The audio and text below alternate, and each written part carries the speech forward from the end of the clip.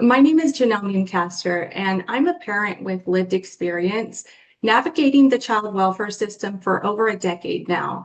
Over the past several months, I've had the honor of serving as a co-lead for the community and tribal engagement work group, helping plan and shape the content that you'll experience today at our 2026 statewide convening.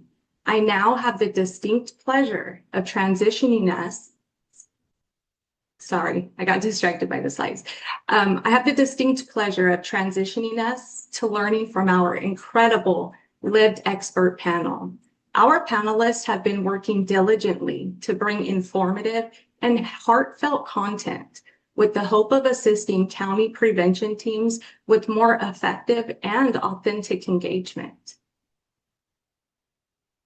Now I just want to read a small little statement. If you could go to the next slide, please.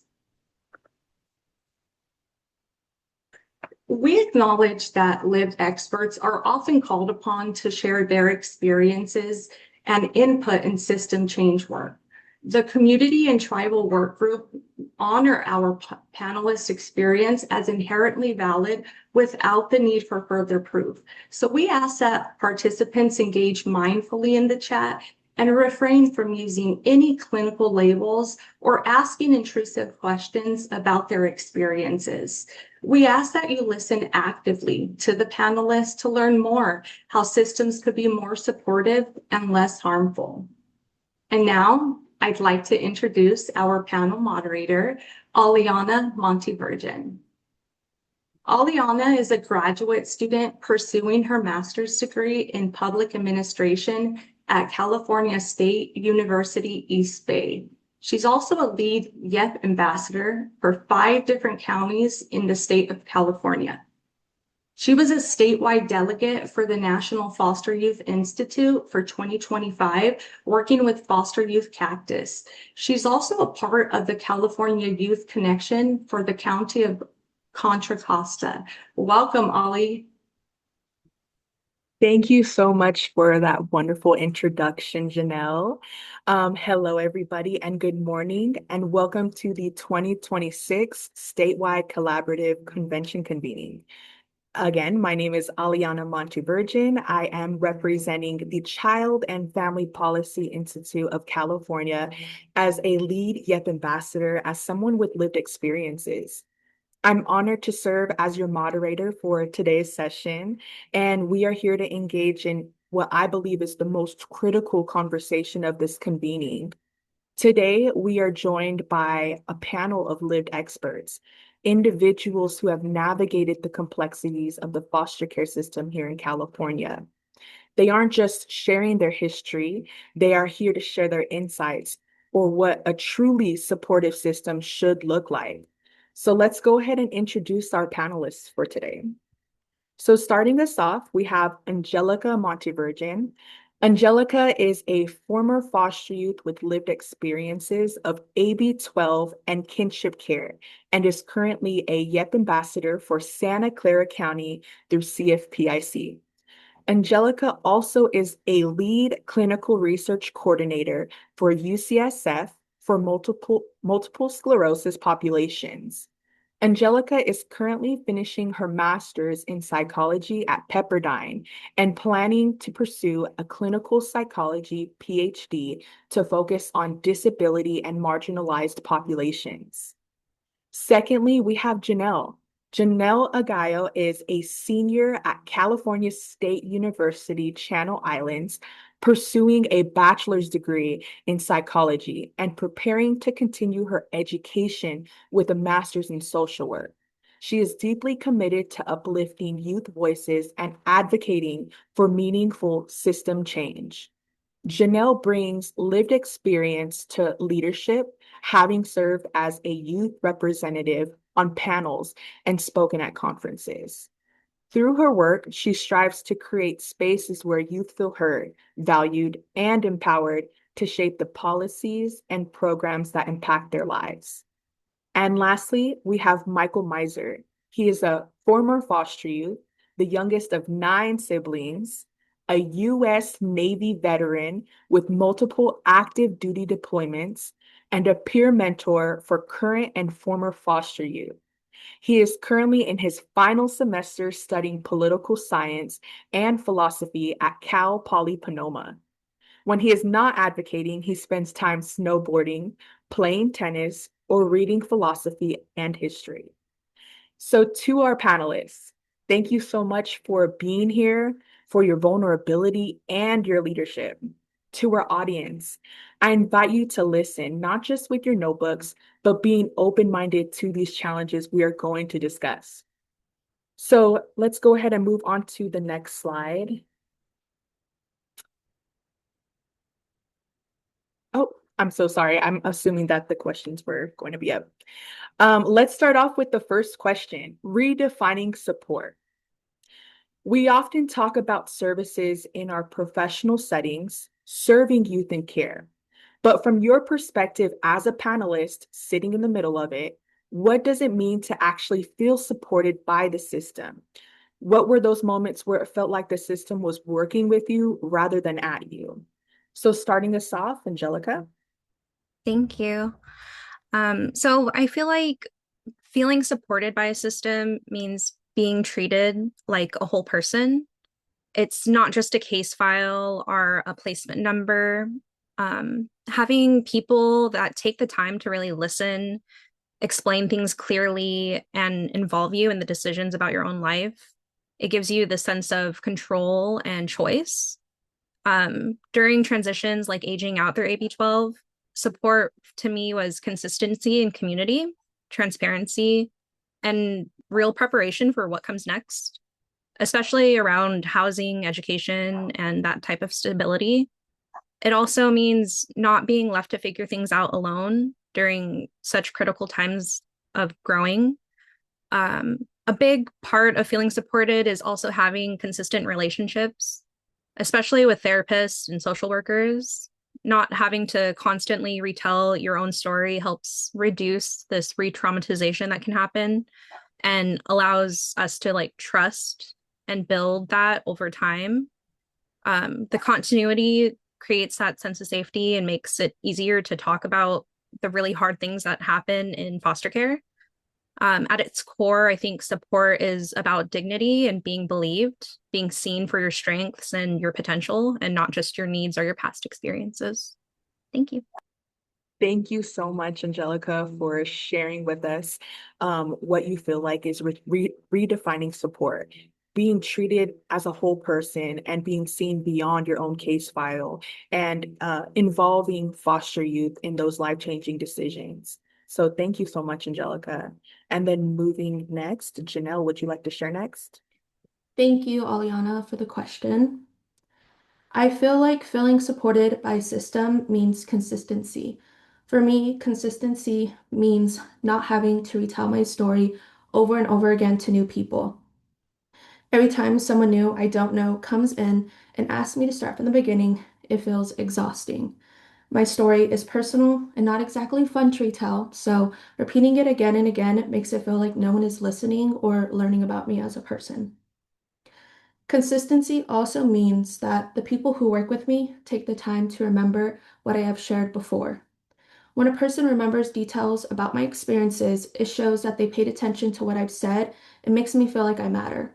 When people forget important parts about me or mix me up with another client, it feels discouraging and makes it harder to trust the support that's being offered.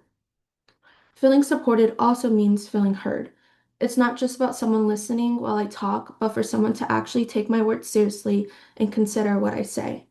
I know my experiences and I know my needs, so when people take the time to truly hear me, it helps knowing maybe I can have a say in what happens to me. Lastly, feeling supported means receiving the help that I say I need, not just the help that others assume I need. When people take the time to listen, remember, and respond to what's actually being asked, it helps create an environment where trust can grow and healing can begin. Thank you. Janelle, what a wonderful answer. You had mentioned consistency, not needing to retell your story. It's like opening old wounds, right? It's important for those who are supporting youth in care to remember our stories. And like you had mentioned, helping you and not just assuming the need that you need. So moving forward, Michael. Hello, good morning, y'all. For me, support was really quite simple. Um, it was really, throughout care, I consistently just felt behind my peers I would meet at like the playground or wherever, and I knew they just had different access to different resources. They were in like, music classes and so on, that I was like, I didn't know that was an option. Um, So support, it grew to just feeling like when I go to someone, my social worker or anyone, if they could just point me in the right direction. So if like there is ex any type of accessible program that could just put me on like somewhat of a equal playing field with my peers, I entered the system around 6 and I stayed there until around 12. And during that whole time, I just didn't want to like grow up at half of the rate individuals with parents did. So for me, the support was really just like, you know, being able to go to someone like my peers would go to a parent and then be able to point me in like a quite simple direction, like, hey, maybe you can access a music class through this. Um, and then you could have that same cool conversation on the playground. So all I really ever wanted was, a little nudge in the right direction. And, that came with some accessibility hurdles through um, my ability to learn to read and so on. But at the end of the day, all support ever really looked like to me was access. Thank you. Thank you, Michael. And what an amazing answer. You said support for you looked like a support system pointing you into the right direction to accessible resources. So thank you guys so much for answering the first question. So moving forward, navigating these systems require a lot of navigation most people never have to learn. So looking back, what strengths did you discover in yourself or perhaps in your family along the way that you might not have recognized at that time? Angelica? Thank you. Um, I think one of the biggest strengths that I discovered in myself and also for other foster youth is, how much we have this built resilience. We learn to adapt and keep moving forward when things are really hard. I also developed a lot of self-advocacy skills along the way. It's very hard, but I think when we're navigating systems that aren't always the easiest to understand, environments that are always changing, you have to develop that. And even as an older sister, I didn't really just learn how to advocate for myself, but also for my little siblings. I grew into this strong advocate and leader within my family and kind of developed into almost a co-parent. They played a really big role in shaping me into the advocate that I am today. Coming from a neurodiverse family with experiences of trauma, I also come to recognize the depth of compassion and empathy that I bring into my communities. Through my higher education, I got to develop this understanding of how systems like child welfare, education, healthcare, it impacts people and can affect things over time. I've learned that these systems can either create opportunities or reinforce barriers. It shapes these long-term outcomes like stability, health, and access to resources, like Michael was discussing. And working in spaces with underserved communities, disability populations, and communities that reflect my own intersectionality really helps me stay intentional to the work that I'm excited to contribute to, from this feeling of surviving to thriving. Thank you. Angelica, what a great strength it is to have resilience.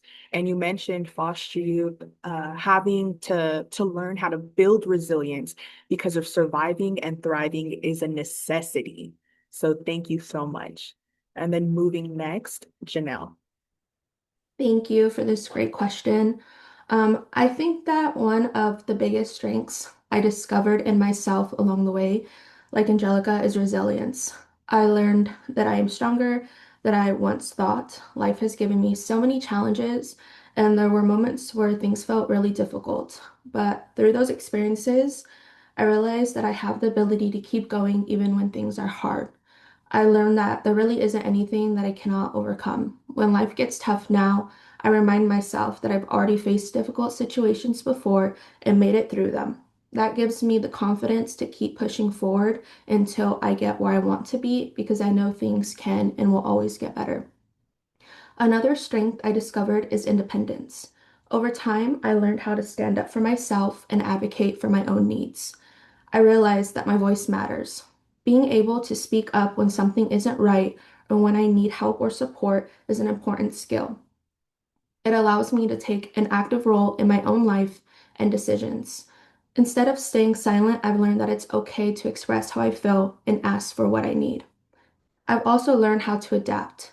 Throughout my life, I moved to so many different homes and attended so many different schools. At first, those changes could feel overwhelming, but they also helped me develop the ability to adjust to new situations. Each place meant meeting new people, learning new routines, and getting comfortable in unfamiliar environments. Over time, I found strength in being able to build new relationships and become familiar with new surroundings. Looking back, these experiences helped shape who I am today. They showed me that I'm resilient, independent, and adaptable. Even though the journey is not always easy, those strengths continue to help me move forward and face whatever challenges come next. Thank you. Janelle, thank you so much for sharing your strengths with us. Resilience is a common trait where you conquer through your adversity. So I love how you also mentioned independence, self-advocating when your voice does matter. And then you also mentioned adapting, adjusting to new situations. Thank you, Janelle. Michael? Thank you, Aliyana. For me, I start with the second half of the question of what did my family learn? Earlier we mentioned I was the youngest of nine, but there were five of us who actually went through the system, and we were adopted into a family that already had four. So us five, we were remarkably close, no matter where we went. And that really just instilled, if we can't find answers to these resources, from others, within we did. So I was the youngest, and I had older sisters and brothers, and we grew to just, be a really rowdy group of youngsters that, we would find our own answers. Um, Not that that was always ideal, but that's something that we took away. And till this day, we travel across the country to stay with each other, to lend a hand with childcare and so on, babysitting. Um, as far as within myself, kind of a very similar lesson to Janelle and Angelica of being a self like taught advocate. It guided me through the Navy, 6 years of being able to manage the largest bureaucracy in the world, the military, of advocating for younger sailors. During my time in boot camp, being able to be a leader and have those hard discussions with individuals who are super intimidating and be like, hey, we need a little bit of help. So I'm pretty thankful that I'm able to also pass that on in my role as a peer mentor now to individuals still going through layers of the system. So, I learned community and that type of rough advocacy skills. Those come to mind, Aliana. Michael, thank you for mentioning your family. I cannot imagine being a sibling of nine in a household. And for you, that meant depending on each other, trusting the process, and lending a hand.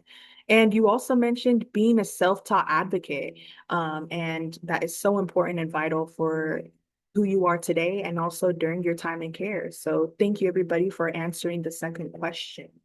Moving on. Going on to our second to last question. After your time involved with services, is there anything about who you are now that you want people to know beyond the records? Angelica? Yeah, so I feel like records often capture really hard, almost the hardest moments of somebody's life. but they rarely reflect who that person becomes. For me, I really love my family. I have two younger brothers, and Aliyana is my little sister. Um, we grew up in a single parent household where our mom was trying to make ends meet and living paycheck to paycheck. Sometimes that was like not eating, um, living in a car at one point. During community college, I worked 4 jobs to help support my siblings and my family. Um, I think it makes me reflect on, people that are former foster youths aren't defined by these circumstances that brought them into care. We often carry a lot of different identities that can include our race, our culture, gender, socioeconomic background, and experiences within these systems. And those intersections really shape how we move through the world. That intersectionality isn't just a source of challenge, it's a source of strength. It gives us perspective, like we were talking about, this resilience and this ability to also understand and navigate diverse communities really meaningfully. So, my story definitely includes challenges, but it also includes this growth. It includes how I navigated education by myself and this commitment to like supporting others in such an intentional way. For me now, as an adult, I love living slowly, being honest with those around me, and being super silly with my friends and family because life is really so short. My experiences also allowed me to feel deeply and to present or be more present and also be more grateful about the things around me. But yeah, that's what I would want people to know. Thank you. My sister Angelica was the highlight of support for me in care. And I'm just so thankful for you being here to share your experiences.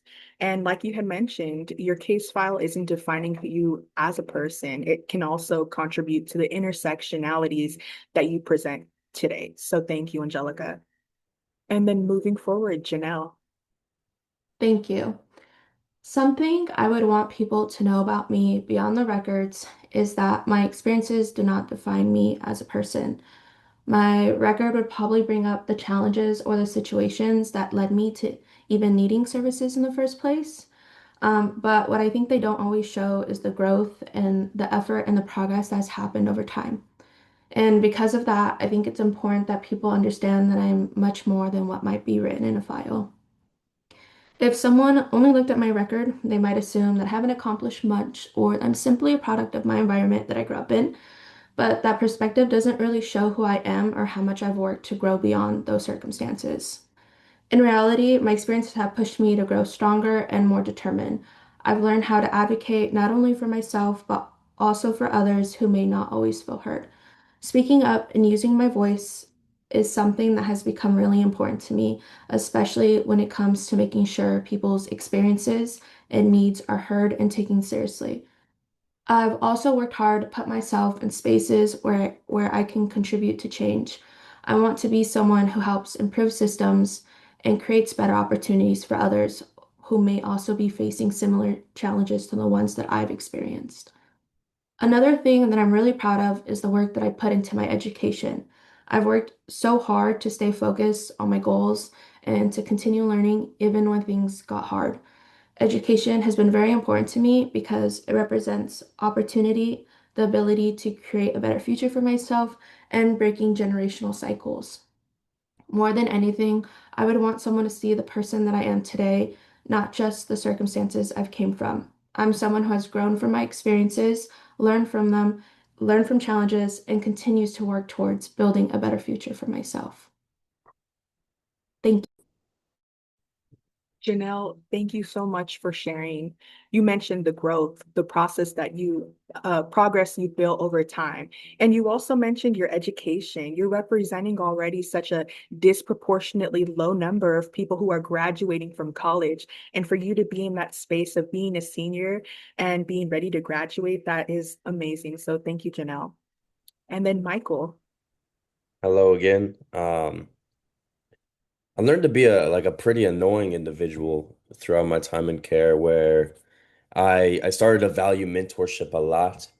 I, my first grade teacher, Mrs. Harker, my sixth grade history teacher, I call him Professor Sisk. Throughout my entire life, like I've grabbed on to individuals that would offer that help, and then I linger. And I'll utilize that friendship, that relationship for life as a form of mentorship. And that, I guess I'm emphasizing the importance of that single adult or single human stepping up and just kind of going slightly above and beyond. It echoes for generations. Those lessons I've learned from their kindness and generosity is something I apply every day in my life, and it's something I pass forward as well. Beyond that, thankfully I've overcome a lot of the setbacks that I was super worried about, not being on an equal playing field. Now I compete everywhere I go. Whether it's tennis, snowboarding, academics, I feel supported largely because those individuals showed me what support looks like, and then I could apply it myself.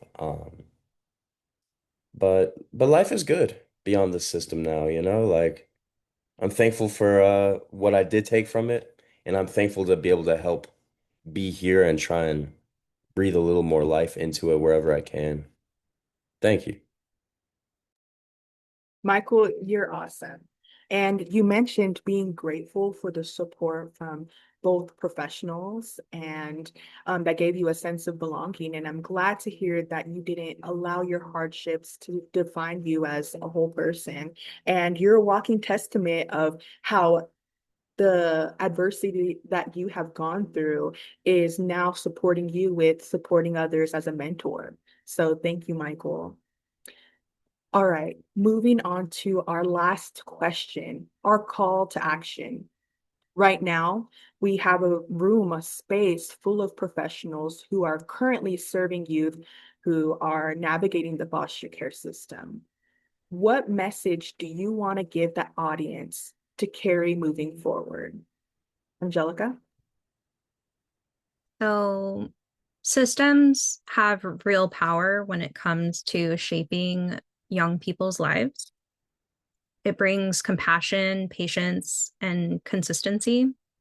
I think these small moments of support have really long lasting impacts, even if they don't seem significant at the time.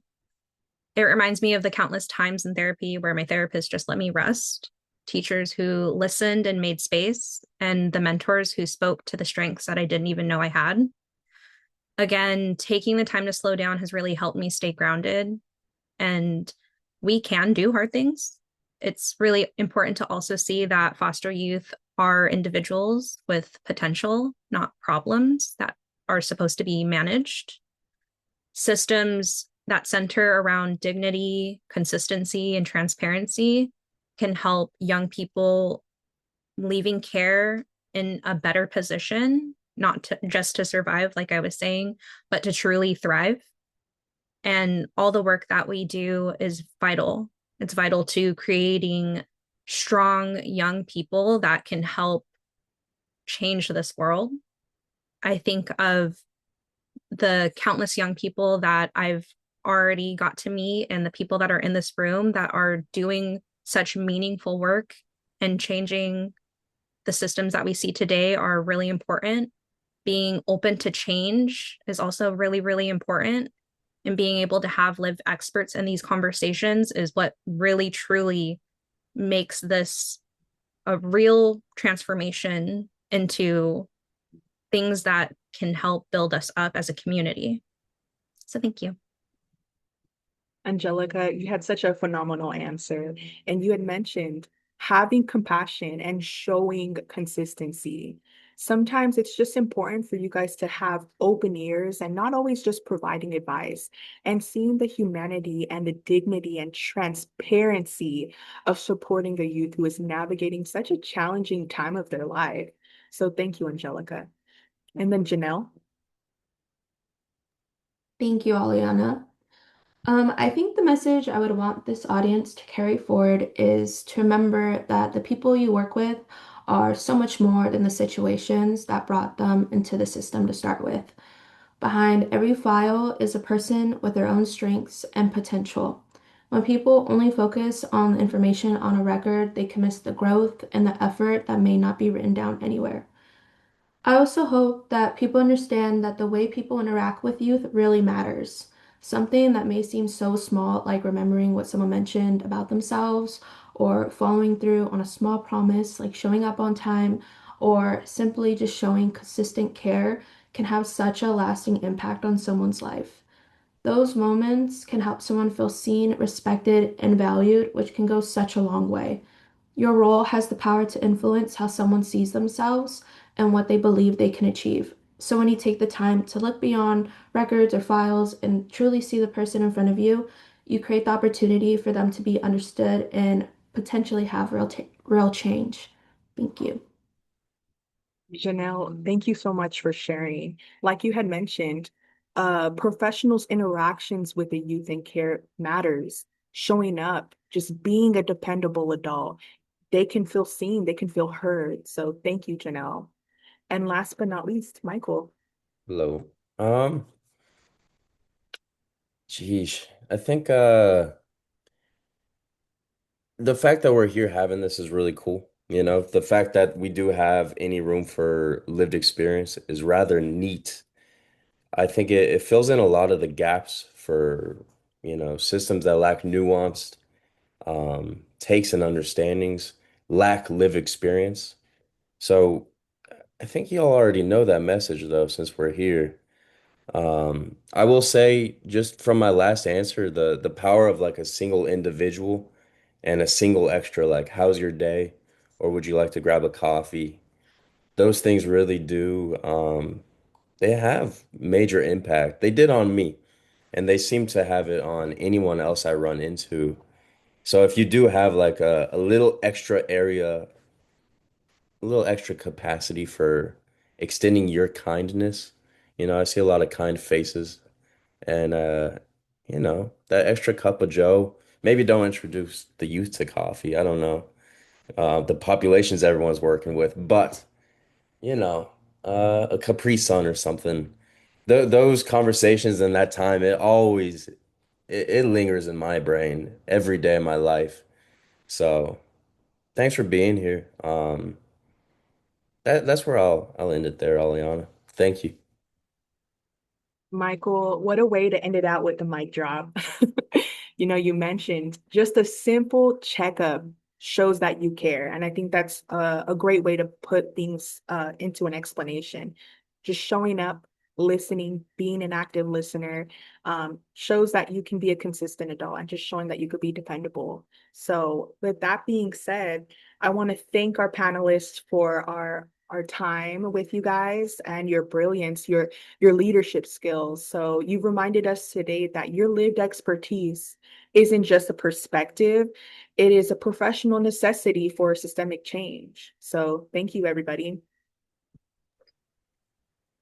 Yes, thank you. That was such an incredible panel. I'm just overwhelmingly touched by your guys' wisdom and lived experience.